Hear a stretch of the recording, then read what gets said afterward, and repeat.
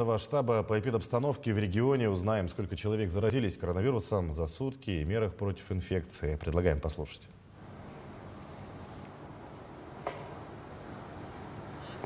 Добрый день. Расскажите, пожалуйста, об эпидобстановке в республике.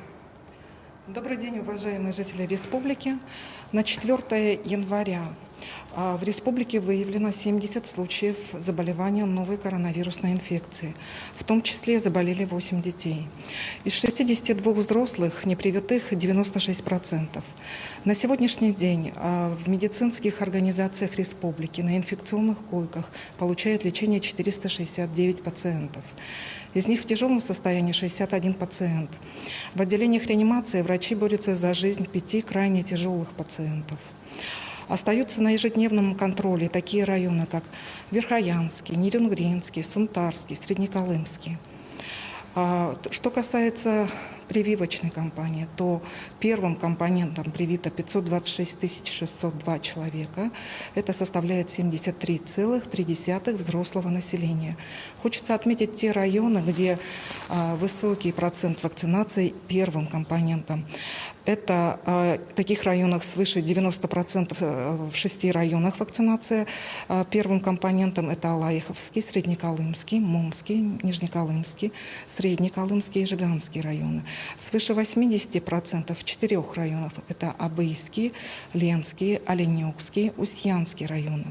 В городе Якутске на сегодняшний день привито 76,4% первым компонентом вакцины. Меньше, к сожалению, есть районы, где меньше 60% взрослого населения привито первым компонентом.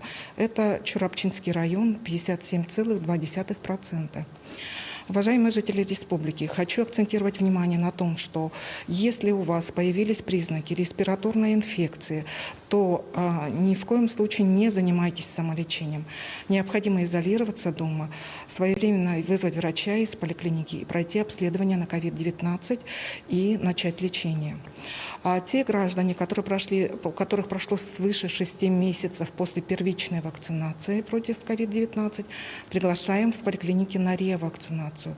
И те, кто еще не успел привиться, прививочные кабинеты поликлиники ждут вас на вакцинацию. Хочу сказать, что в средствах массовой информации ежедневно проходит информация о том, что в поликлиниках города прививочные кабинеты работают, и в республике работают с 9 до 15:00.